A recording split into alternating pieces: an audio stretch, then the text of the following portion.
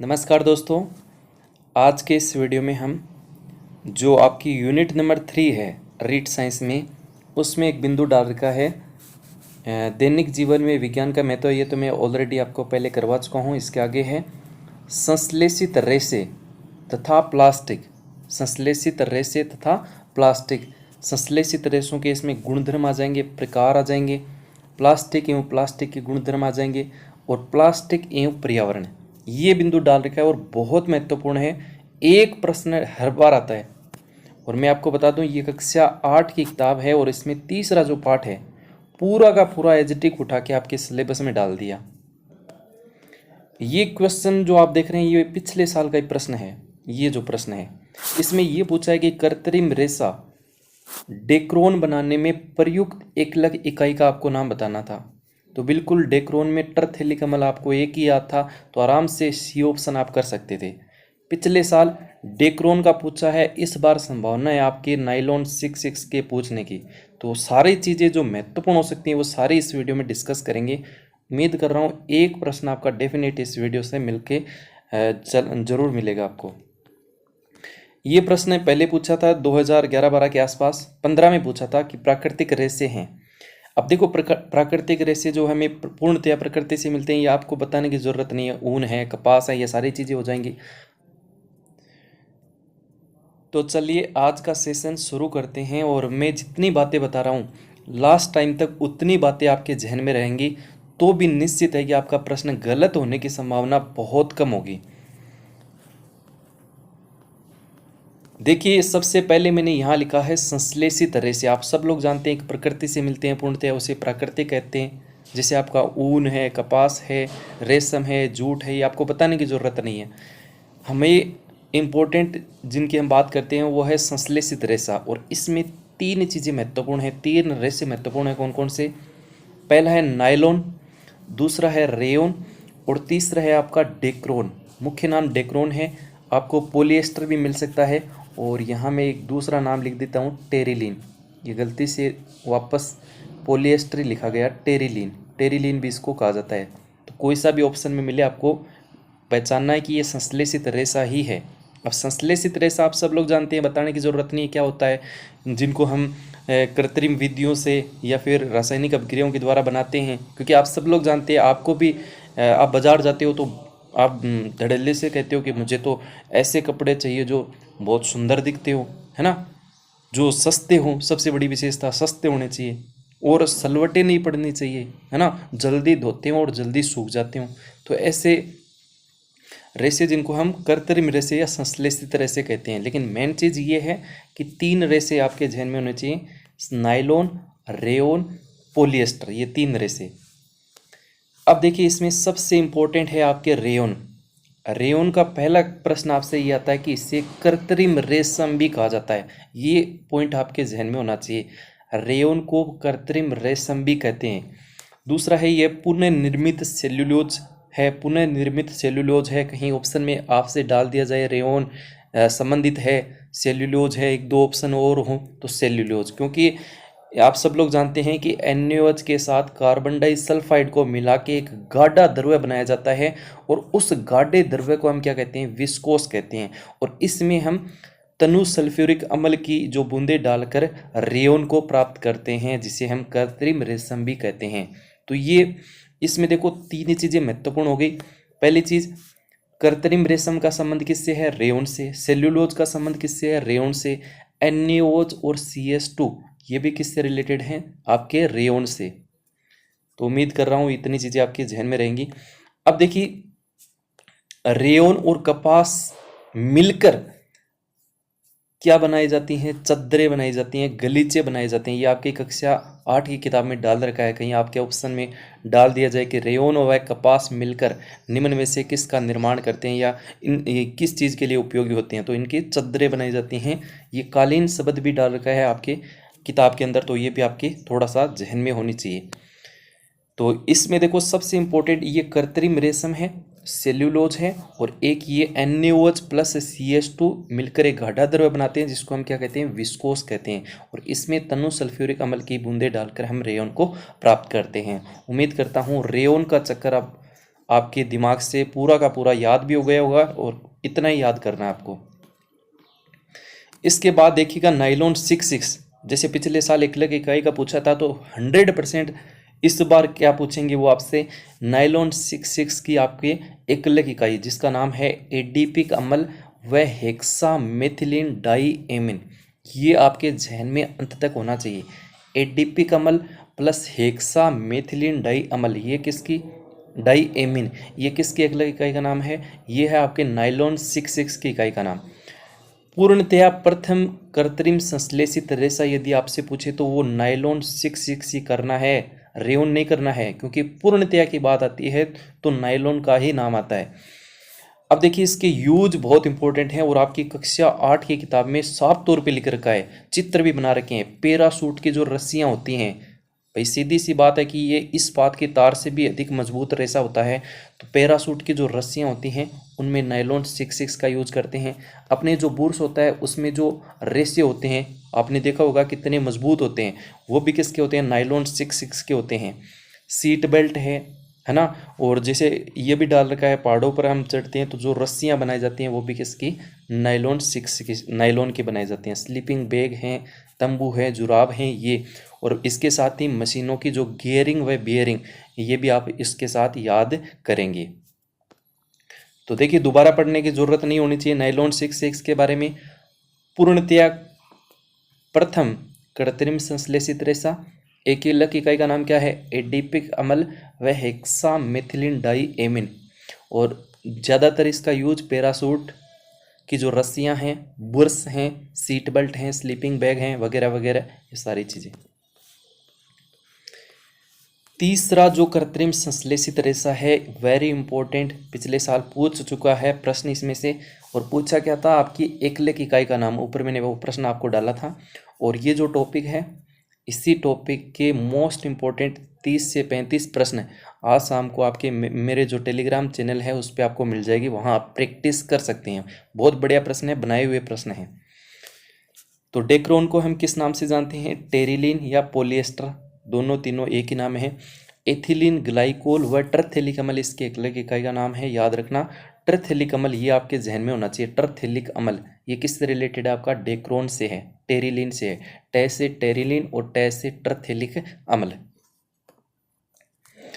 इसके बाद देखिएगा ये जो डेक्रोन होता है, इसमें इसका यूज जो होता है वो सलवटे न पड़ने वाले जो कपड़े होते हैं बेसिकली उनके लिए किया जाता है। ये आपकी कक्षा 8 की किताब में डाल रखा है, बहुत महत्वपूर्ण है। प्रश्न आपसे आ जाए कि ऐसे कपड़े जो जिनमें सलवटें नहीं पड़ती हों किस रेशे का उपयोग किया जाता है, 4 ऑप्शन आपको डाल दे क्योंकि उपयोग बहुत महत्वपूर्ण है। तो आपका आंसर रहेगा डेक्रोन। इसके बाद देखिएगा आर्लोन। आर्लोन जिसे हम PAN के नाम से भी जानते हैं, पॉली एक्राइलोनाइट्राइल। तो पहला तो इसका यूज क्या है, गर्म कपड़े जो होते हैं, ऊनी कपड़े होते हैं उनके लिए किया जाता है। इसमें महत्वपूर्ण क्या है, इसकी जो एकलक इकाई है वो महत्वपूर्ण है, एसीटोनाइट्राइल है। अब इसके साथ ही और भी चीज़ें हैं जैसे PET है ना, और भी जैसे एक दो और होंगे, वो जैसे टेरिलीन है, टेरीवूल है, वो मैं आपको प्रश्नों के माध्यम से करवा दूंगा, लेकिन टू द पॉइंट ऊपर से महत्वपूर्ण चीज़ें ये हैं। तो ज़्यादा इंपॉर्टेंट ये चीज़ें, यहाँ से प्रश्न बनने की उम्मीद जो है सबसे ज़्यादा रहती है, और वही चीज़ें मैंने यहाँ पे लिखी हैं। एक आप टेरिकोट का याद रखिएगा। टेरिकोट जैसे प्रकृति, एक तो प्रकृति वाला रेशा होता है और एक कृत्रिम रेशा होता है, इन दोनों को मिलाकर टेरिकोट बनाया जाता है। क्योंकि आप सब लोग जानते हैं भाई, कृत्रिम रेशा है वो हम सब लोग जानते हैं कि सस्ते होते हैं, चमकदार होते हैं, जल्दी धुलते हैं, जल्दी सूखते हैं, सलवटें नहीं पड़ती हैं, लेकिन हर चीज़ के नुकसान भी होते हैं। जैसे मान लीजिए हमने वो कपड़ा पहन रखा है, मान लीजिए आग लग गई, अब आग लग गई तो सीधी सी सिंपल सी बात है कि पूरे शरीर पर वो पकड़ लेती है, क्योंकि वो रबड़ जैसा पूरे शरीर पे चिपक जाता है, तो नुकसान भी है ना, पसीना भी नहीं सूखता है। इसलिए क्या करते हैं, जो प्रकृति वाले कुछ प्राकृतिक कुछ कृत्रिम मिला के और टेरिकोट के कपड़े आजकल आने लगे हैं। तो ये भी आप थोड़ा सा याद रखिएगा, टेरिकोट का संबंध किससे है, प्राकृतिक और कृत्रिम संश्लेषित रेशे से है। चलिए अब इतनी चीज़ें महत्वपूर्ण हैं रेशे के बारे में। 3 रेशे हमने पढ़े हैं, फिर से बता देता हूँ कौन कौन से, नायलॉन, रेयोन और डेक्रोन। 3 चीज़ें मोस्ट इंपॉर्टेंट है। नायलॉन के बारे में 2 चीज़ें महत्वपूर्ण, रेयन के बारे में कृत्रिम रेशम कहा जाता है। सेल्यूलोज का संबंध रेयन से है। NaOH sodium hydroxide plus carbon disulphide, और इसे विस्कोस कहते हैं, और इसमें तनु सल्फ्यूरिक अम्ल की बूंदें डालकर रेयन को प्राप्त करते हैं, और इनसे रेयन के साथ कपास को मिलाकर गलीचे कालीन सदरें बनाई जाती हैं। नायलॉन 66 के बारे में, एक तो इसकी एकलक इकाई इस बार के लिए सबसे महत्वपूर्ण रहेगी एडीपी कमल हेक्सामेथिलीन डाइएमीन, पूर्णतया प्रथम कृत्रिम संश्लेषित रेशा है। पैरासूट की रस्सियाँ, ये इंपॉर्टेंट है, पैरासूट की रस्सियाँ सीट बेल्ट वगैरह में इसका उपयोग किया जाता है। डेक्रोन के बारे में जो पिछले साल पूछा वो तो आपको याद हो गया होगा। टेट्राथैली कमल, एथिलीन ग्लाइकोल और सलवटे नहीं पड़ने वाले कपड़े, ये आपके डेक्रोन से हो जाएंगे। अब देखिए प्लास्टिक आपके सिलेबस में डाल रखा है, और प्लास्टिक के बारे में 3 चीज़ें तो बहुत ज़्यादा महत्वपूर्ण हैं। ये जो पॉइंट दे रखे हैं ये सबसे महत्वपूर्ण है। बेकेलाइट का प्रश्न बनता है, मेलेमाइन का प्रश्न बनता है, और टेफ्लॉन का प्रश्न बनता है। जैसे टेफ्लॉन का प्रश्न आप सब लोग जानते हैं, नॉन स्टिक जो बर्तन होते हैं, नहीं चिपकने वाले जो बर्तन होते हैं उनमें किया जाता है, तो या तो मेरे ख्याल से याद रह जाएगा, बताने की आपको रटने की जरूरत नहीं है। मेलेमाइन का संबंध अग्निशामक से रिलेटेड है। कोई प्रश्न आपके डाले कि अग्निशामक वाले जो इंसान होते हैं उनके जो कपड़े होते हैं वो किसके बने होते हैं, भाई सीधी सी बात है, आग के संपर्क में रहते हैं तो कपड़े किसके बनाए जाते हैं, मेलेमाइन, जो कम पकड़ते हैं आग को, है ना। तो ये भी आप, मेलेमाइन का संबंध अग्निशामक से रिलेटेड है, ये याद रहे।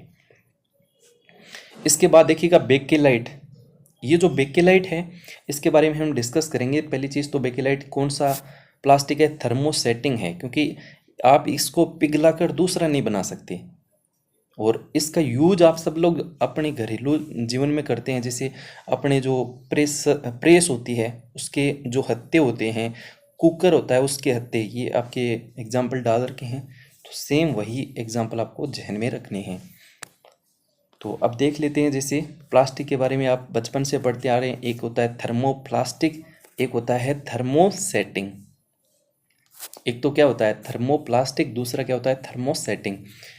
थर्मोप्लास्टिक जो होता है उसको ताप सुनमे कहते हैं, यानी ताप देकर आप उसको अन्य चीज़ों में आप ढाल सकते हैं। लेकिन जो थर्मोसेटिंग होते हैं, ये जो प्लास्टिक होते हैं इनको आप दूसरी चीज़ों में आप ढाल नहीं सकते, एक बार ख़राब हो गए। जैसे बेकेलाइट सबसे अच्छा एग्जाम्पल है, और बेकेलाइट का यूज जो अपने घरेलू लाइफ में जो हत्ते होते हैं, जैसे प्रेस है, कुकर है, वगैरह वगैरह, ये चीज़ें मैं आपको नीचे डाल दूंगा, इंपॉर्टेंट बस इतना है, याद रखिएगा। तो ताप सुनमे के उदाहरण यदि देखें, जैसे पॉलीथीन है, पीवीसी है, पॉलीस्टायरीन है, ये 3 चीज़ें तो बहुत महत्वपूर्ण हैं। ये तीनों एग्जाम्पल किसके हैं, थर्मोप्लास्टिक के हैं। 3 चीज़ें ही आपके जहन में रखनी है, पीवीसी इनमें सबसे इंपॉर्टेंट है, पीवीसी वाइनिल क्लोराइड, ये आपको पता होगा। और इसके यूज क्या है, बरसाती कोट में, ये प्रश्न आ चुका है, पता नहीं कौन से एग्जाम में आया कि बरसाती कोट में किसका उपयोग किया जाता है। तो कई बार ऑप्शन देखते हैं पीवीसी, अरे यार पीवीसी तो पाइप होता है, इससे कौन से बरसाती कोट बनते हैं, है ना। तो ऐसे याद रखिएगा, बरसाती कोट में जो होते हैं उसमें पीवीसी से बनाए जाते हैं, और पीवीसी क्या है, थर्मोप्लास्टिक है, ताप सुन्मेक है। अपने जो तार होते हैं उसके ऊपर जो रबड़ वगैरह जैसे आता है, हालांकि वो रबड़ नहीं होता, वो ये प्लास्टिक ही है, और इसमें वो भी किसके बने होते हैं, पीवीसी के। आप सब लोग जानते हैं, पाइप तो आप लोग जानते ही हैं, पीवीसी पाइप के नाम से तो फेमस है। बेकेलाइट के प्रश्न की बात करें तो देखिएगा, ताप और उष्मा दोनों का कुचालक है, ताप भी और उष्मा भी आप सब लोग जानते हैं, बताने की जरूरत नहीं है। बर्तनों के जो हत्ते होते हैं, कुकर, प्रेस वगैरह, वो बेकेलाइट के बने होते हैं, ये आपके जहन में होने चाहिए, प्रश्न डालेगा यहाँ से 100%। स्विच वगैरह होते हैं, ये बेकेलाइट के होते हैं। अब देखिएगा, एक छोटा सा प्रश्न है, जैसे बेकेलाइट है, बहुत सोच समझ के आंसर देना है।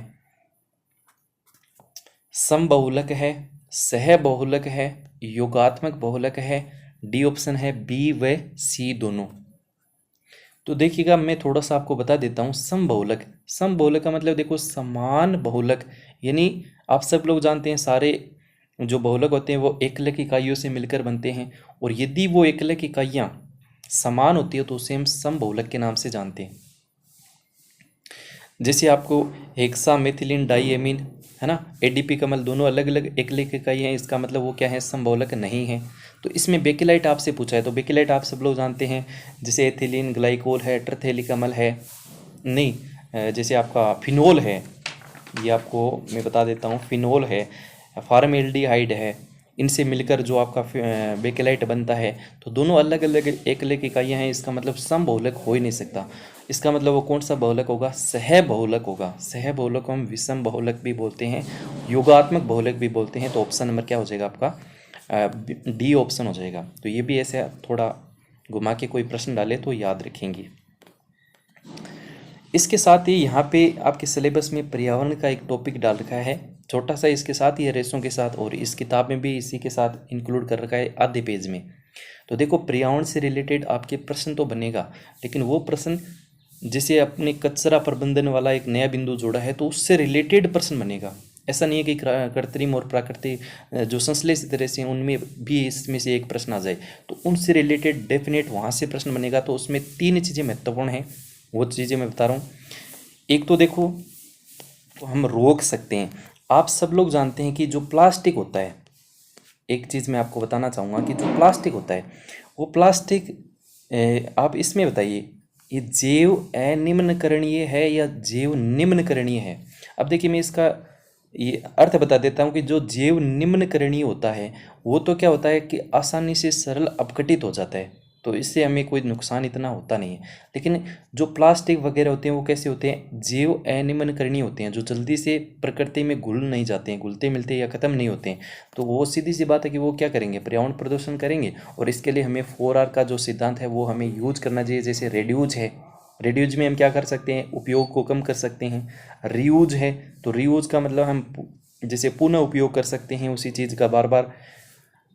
रिसाइकल है, रिसाइकल का मतलब आप सब लोग जानते हैं कि उसका जैसे पुनः चक्रित कर सकते हैं। मान लीजिए आपने कोई डिब्बे को खरीदा और उस डिब्बे का आप किसी और चीज़ में आप काम ले लेते हैं तो वो आपका रिसाइकल हो जाता है। रिकवर कर सकते हैं, पुनः प्राप्त कर सकते हैं। तो ये 4R का सिद्धांत है छोटा सा, ये ध्यान रखिएगा। कचरा प्रबंधन से रिलेटेड वो प्रश्न डालेगा तो डेफिनेट इनमें से डालेगा। 3 डिब्बे आपके जहन में होने चाहिए। कौन कौन से, पहला तो है काला डिब्बा। काला डिब्बा जो होता है वो बेसिकली जो बड़े बड़े हॉस्पिटल्स वगैरह होते हैं उनमें आपको देखने को मिलता है। वैसे नॉर्मली जो हॉस्पिटल होते हैं उनमें तो जैसे डिब्बा कोई सा भी है, ऊपर ब्लैक कलर का वो पॉलीथीन वगैरह वो डाल के उसको ब्लैक बना देते हैं। तो उसमें क्या होता है कि विषैले जो पदार्थ हैं, दवाई हैं, जैसे पेंट वगैरह हैं, बैटरी वगैरह हैं, सेल हैं, सौंदर्य प्रसाधक जो अनावश्यक चीज़ें हैं वो काले डिब्बे में रखी जाती हैं। दूसरा, एक है नीला डब्बा और एक है हरा डब्बा। अब देखो इन दोनों में बड़े कंफ्यूज होते हैं, नीला डब्बा या हरा डब्बा। एक में तो है देखो अजैविक अपशिष्ट और एक में है जैविक अपशिष्ट, यानी जीव जंतुओं के द्वारा, हमारे द्वारा जो तो इसमें देखो हरा डिब्बा, हरा से क्या होता है, हरा भरा होता है। हरा भरा का मतलब अपनी हरियाली, हरियाली का मतलब अपने खेत से रिलेटेड। इसका मतलब जो अपने खेत से चीज़ें आती हैं या फिर जैसे फल फ्रूट वगैरह हैं, ये अपने खेती से रिलेटेड चीज़ें हैं। तो उनके जो अपशिष्ट चीज़ें होती हैं, जैसे केले का छिलका है, पत्ते वगैरह हैं, है ना, जो सब्जियां हैं सड़ी गली, वो सारी चीज़ें किस में रहेंगी, आपकी हरे डिब्बे के अंदर। तो बच गया कौन सा, नीला डिब्बा। इसका मतलब नीले डिब्बे में क्या हो जाएगा आपका जैविक अपशिष्ट, जिसमें आपके प्लास्टिक वगैरह हैं, कांच वगैरह हैं, चीनी के बर्तन वगैरह, ये आपकी चीज़ आपकी किताब में दे रखी हैं। तो इसमें हमारे इस टॉपिक से रिलेटेड यदि लिंक करें तो नीला डिब्बा बहुत महत्वपूर्ण है। क्यों, क्योंकि इसमें अजैविक अपशिष्ट हैं। इसमें कौन सी चीज़ आ गई, आपकी प्लास्टिक आ गई। और हम टॉपिक भी कौन सा पढ़ रहे हैं, रेसे और प्लास्टिक। तो ये इंपॉर्टेंट है नीला वाला डब्बा। अब देखिएगा आपके कुछ प्रश्न डाल रखे हैं इस यूनिट के अंदर, वो हम डिस्कस कर लेते हैं। वह पदार्थ जो सामान्यतः रसोई के नॉन स्टिक बर्तनों को बनाने के काम में लिया जाता है। देखिएगा नाम लिख दिया नॉन स्टिक बर्तन, तो सीधा हमें किस पे जाना है, टेफलॉन पे। अगला सवाल देखो, ये बहुत अच्छा क्वेश्चन है, क्योंकि अपना इसमें से बहुत हार्ड प्रश्न बनाए तो बन सकता है, ऐसी कोई बात नहीं है। लेकिन लेवल क्या है, हमारे रीड के लेवल की बात करें तो इस तरह का लेवल रहता है। जैसे निम्नलिखित में से कौन से समूह में सभी संश्लेषित रेशे हैं। तो जहाँ ऊन आ गया, रेशम आ गया, ये तो होगा नहीं, ऊन वगैरह ये तो दोनों ही काट दीजिए। पीवीसी, पॉलीथीन, बेकेलाइट ये आपके प्लास्टिक में आ जाएंगे। हमें रेसे की बात करिए तो रेसे हमने संश्लेषित में 3 रेसे आपको बताए थे, नायलॉन, टेरिलीन जिसको डेक्रोन कहते हैं, और एक आपका रेयोन। महत्वपूर्ण है, इंपॉर्टेंट है, तीनों मैंने आपको अच्छे से याद करवा दिए हैं। डेफिनेट यहाँ से प्रश्न आपका बनेगा।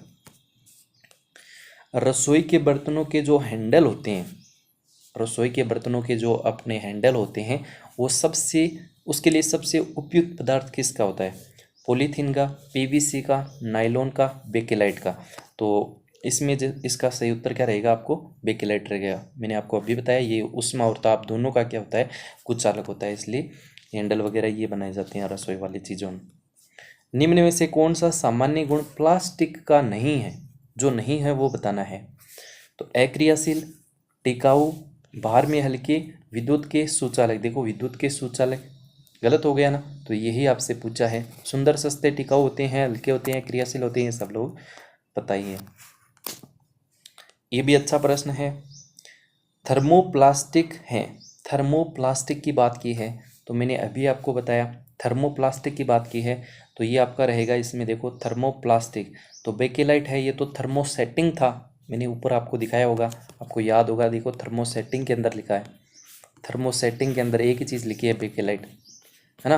तो इस तरह के क्वेश्चन आएंगे, थोड़ा आपने एक बार पढ़ लिया, गलत होने के चांसेस बहुत कम रहेंगे। तो थर्मोप्लास्टिक पूछा है तो आपके आंसर क्या रहेगा? देखो ये तो होगा नहीं, है ना, ये तो क्या हो गया, थर्मोसेटिंग हो गया। पॉलीथीन, मेलामाइन, मेलामाइन भी नहीं होगा, आपका क्या रहेगा? पॉलीथीन रहेगा। सब लोग जानते हैं पॉलीथीन, आप रीयूज इसका कर सकते हो, दूसरी चीज़ों में इसका बन सकता है। तो थर्मोप्लास्टिक ताप देकर आप अन्य चीज़ों में आप ढाल सकते हैं। संश्लेषित रेशे जो होते हैं वो मानव निर्मित या कृत्रिम रेशे भी कहलाते हैं।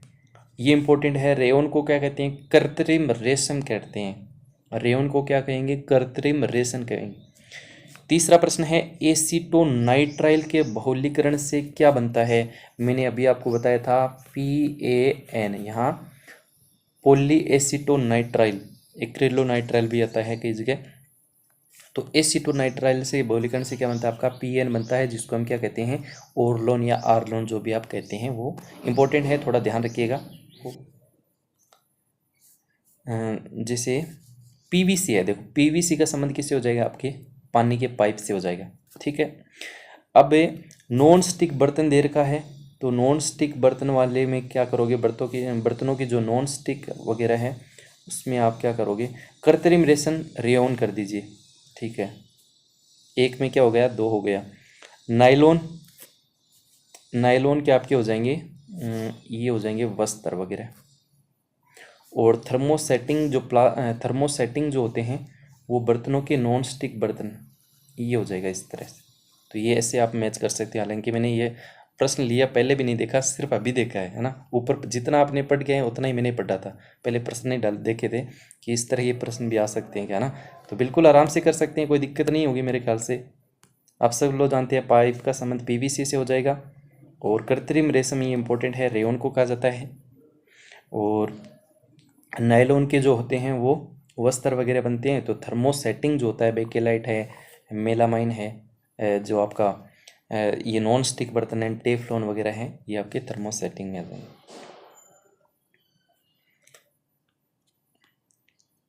और कोई मेरे ख्याल से इसमें कोई प्रश्न बचा नहीं होगा, और जो बच गया है वो ऐसे छोड़ ही दो कि इम्पोर्टेंट नहीं है ना। जो चीज़ें इम्पोर्टेंट हैं वो मैंने डिस्कस की है, कोशिश की है कि आप लोग बेहतर कर सकें। बाकी तो देखो चीज़ें और भी हैं, हो सकता है, लेकिन इम्पोर्टेंट चीज़ें ये हैं। और इनसे रिलेटेड कोई चीज़ें बच गई हैं वो मैं आपको प्रश्नों के माध्यम से 30-35 प्रश्न मैंने लिख रखे हैं, वो आपको टेलीग्राम पे चैनल पे आपको मिल जाएंगे।